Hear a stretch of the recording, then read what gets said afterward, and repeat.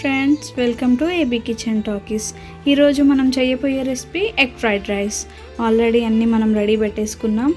Eggs, onions, మిర్చి, కొత్తిమీర, కరివేపాకు, రైస్ కూడా రెడీ పెట్టుకున్నాం.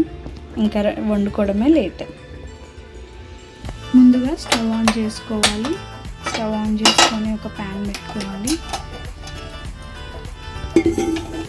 ఆయిల్ వేసుకోవాలి. మనకు సరిపడేంత ఆయిల్ వేసుకోవాలి. మేము 3 eggs తీసుకుంటున్నాం కాబట్టి 2 వేసుకున్నాం. ఆయిల్ హీట్ అయిపోయింది. మేము ఆల్రెడీ ఎగ్స్ రెడీ పెట్టుకున్నాం. వేసుకోవడమే లేట్.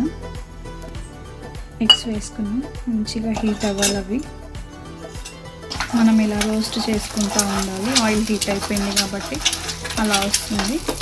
మనం అలా రోస్ట్ చేసుకుంటూ ఉండాలి.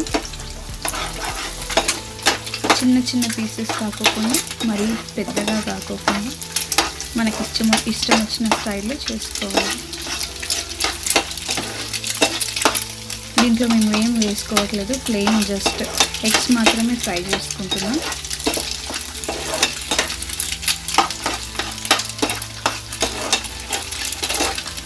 మళ్ళీ నెక్స్ట్ వేరే ప్యాన్ పెట్టుకుందాం. ఎగ్స్ రెడీ అయిపోయాయి.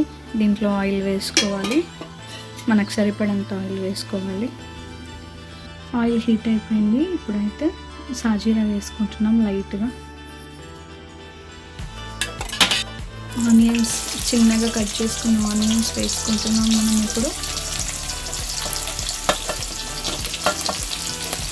ఆయిల్ ఎక్కువ హీట్ అవ్వాలి. ఆనియన్స్ ఇప్పుడు చిన్నగా కట్ చేసుకున్న పచ్చిమిర్చి వేసుకుంటున్నాం. మనకు సరిపడంతే వేసుకోవాలి. మేమైతే ఒక 3-4 వేసుకున్నాం. ఇప్పుడు కొత్తిమీర వేసుకుంటున్నాము. ఇందాక ఆల్రెడీ కరివేపాకు, కొత్తిమీర వేసుకున్నాం. మళ్ళీ కొంచెం కొత్తిమీర వేసుకుంటున్నాం. చిటికెడంత పసుపు వేసుకున్నాం. ఇప్పుడు ఇవి మంచిగా రోస్ట్ అయినాయి. ఇప్పుడు దీంట్లోకి ఎగ్స్ వేసుకుంటున్నాం. మేము ఇందాక ఫ్రై చేసుకుని పెట్టుకున్న ఎగ్స్ ఉన్నాయి కదా, అవి వేసేసుకుంటున్నాం. ఆల్రెడీ వండి పెట్టుకున్న రైస్ ఉంది కదా, ఇప్పుడు దీంట్లోకి మిక్స్ చేసుకుంటున్నాం మేము. ఇప్పుడు బాగా దీన్ని మిక్స్ చేసుకోవాలి. ఎగ్స్ రైస్ 2 వేసుకున్నాం కదా ఒకటేసారి. బాగా మిక్స్ చేసుకోవాలి.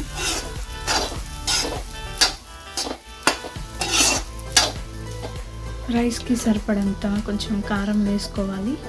మేము ఆల్రెడీ మిర్చి వేసుకున్నాం కాబట్టి కారం కూడా వేసుకుంటున్నాం. కొంచెమే వేసుకుంటున్నాం. అది కూడా కొంచెం సాల్ట్, రైస్కి సరిపడంత. ఇప్పుడు దీంట్లోకి మేము చికెన్ మసాలా యాడ్ చేసుకుంటున్నాం. ఎందుకంటే ఫ్లేవర్ కోసం. మీకు ఇష్టం లేకపోతే అవాయిడ్ చేయొచ్చు. కొంచెం లైట్గా ఫ్రెండ్స్. ఇప్పుడు లైట్గా మనం గ్రీన్ చిల్లీ సాస్ వేసేసుకుంటున్నాం. దీంట్లో మీకు ఉంటేనే వేసుకోండి, లేకపోతే అవాయిడ్ చేయండి. అండ్ వెనిగర్ కూడా వేసుకుంటున్నాం కొంచెం లైట్గా, మరీ ఎక్కువ కూడా కాదు. కొంచెం లైట్గా సోయా సాస్ కూడా వేసుకుంటున్నాం.